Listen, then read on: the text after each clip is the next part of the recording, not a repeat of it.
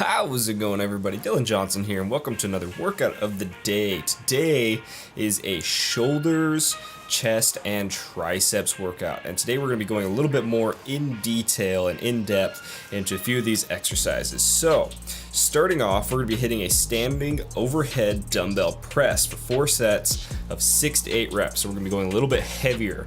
Now, the reason we're doing a standing dumbbell overhead press as opposed to, say, seated dumbbell or even barbell is because of the muscle recruitment. So when you're standing, you're using a lot of stabilization muscles, so you're using a lot of core in order to stabilize yourself, and it's also going to allow you to recruit a lot more of your shoulders. So as you're pressing over your head, you're stabilizing with not just your core, but also every single head of your delt is firing in order to keep you as stable as possible while you're pressing that dumbbell over your head. Now, once we finish that, we're going to jump straight into cable lateral raises. For this one, we're going to do 4 sets, 12 to 15 reps on each arm. Now, a big key to this movement, and in order to get the best range of motion possible and the most activation in our lateral head of our delt, is you're going to be wanting to hold on to something, the cable machine, a wall, whatever it is you're doing the cable lateral raises off of, at about a 40 to 35 degree angle. So you can see I'm leaning out from the machine. Now, the reason for this is because as you're leaning out, you're actually going to put more tension on the lateral head of the delt as opposed to the rotator cuff.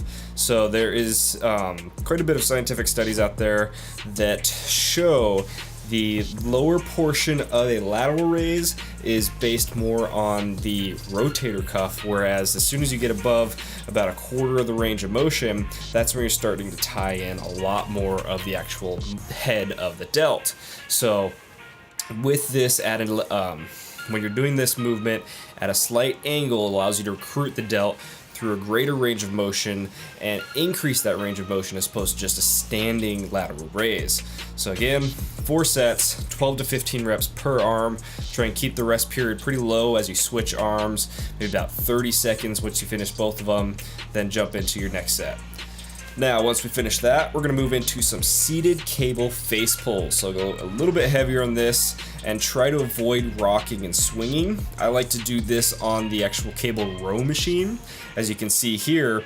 And the reason for that is, again, it just allows me to go a little bit heavier and at the same time focus on my form and not worry about swinging or rocking or anything like that. You can see I've got one leg braced on the machine in front of me, and I'm just pulling with my elbows high, keeping them at least parallel to the floor, if not a little bit higher, so that I'm really able to activate those rear delts. Pull your hands to the side of your head, just about ear level, and really focus on that squeeze. 3 sets, 12 to 15 reps, plus 2 to 4 reps once you hit that kind of 12 to 15 rep failure mark.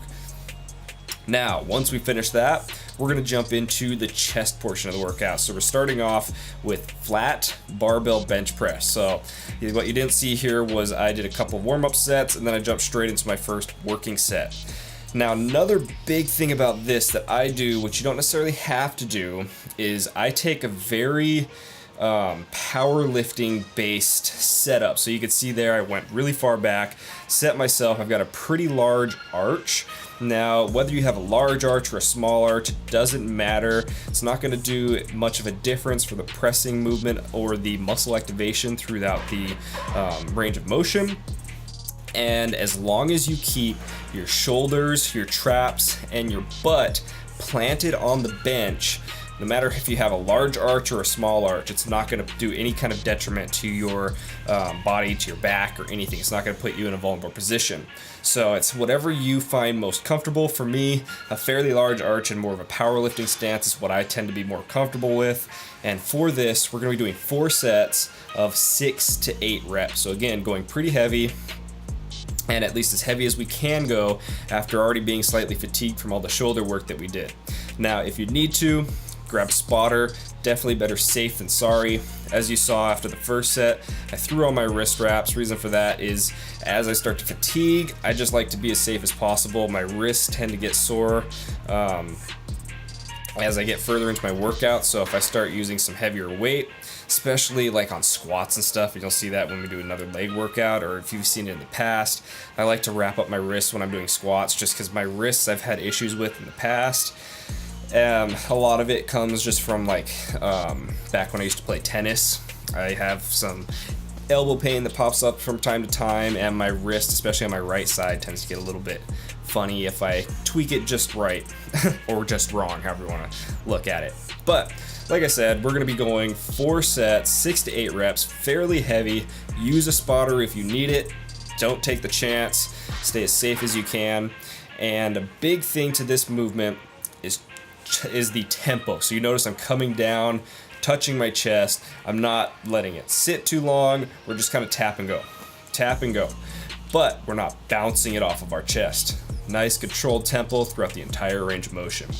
Now once we finish that, we're going to jump into incline cable flies. On this, I've got an incline bench at about a 3 or 4 notch, and I'm in the cable flies. And then with this, the reason I like this, and the reason I like to throw this in as opposed to dumbbell flies, is because of the constant tension throughout the entire range of motion.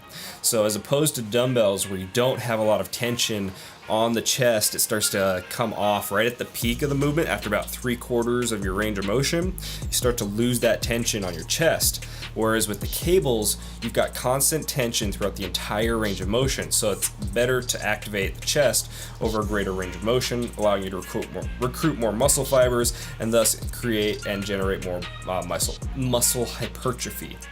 So 3 sets, 12 to 15 reps there. Really focus on that squeeze at the peak and the stretch at the bottom. Once we finish that, we're jumping straight into some flat dumbbell static holds. So this is something that's kind of interesting. It's not something I do very often, but I'm going to start incorporating it a lot more. It's just another way of kind of changing up how you're overloading the muscles. So with this, the goal is to hit 3 sets of 30-second rests, 30-second pauses and holds at the bottom of the range of motion.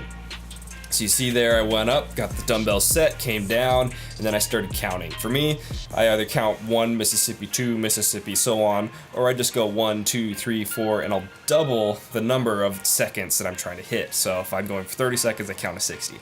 Just the way my mind works, how I count. Do whatever works best for you. If you've got a partner there, have them hit a stopwatch and just time you.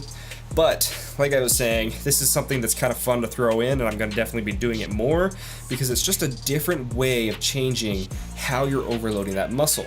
It changes up how the muscles are hit, how you're fatigued, and the whole goal with this would be to keep the same weight every week and try and increase the length of time.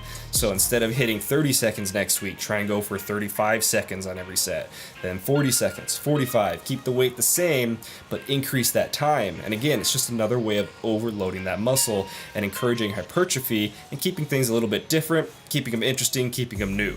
Now, once we finish that, we're going to go into the last exercise of today, and it's going to be a tricep press down. So I've got the flat bar on the cable machine, and I'm doing just a standard tricep press down. However, notice that little tweak there that I'm doing right at the end. So I go down, and I tweak, and I squeeze my triceps a little extra hard right at the bottom, and I'm actually pulling my shoulder blades together just a little bit so I can get a better activation and a tighter contraction on the long head of my tricep, kind of right where it ties into my delt. So you can see right there, just pull down, squeeze back, pull down, squeeze back. And what that's going to do is it's going to greater emphasize the peak contraction of the tricep movement. Give this a try next time you guys do this workout or next time you do this movement. I guarantee you guys will feel it 10 times more than if you just go through the range of motion. So that's going to be the workout for today, guys. I hope you've enjoyed the video. Don't forget to smash that like button, subscribe for more videos like this all the time, and as always, I hope you guys have learned something, hope you guys have taken something away, and I will see you guys in the next video. Bye.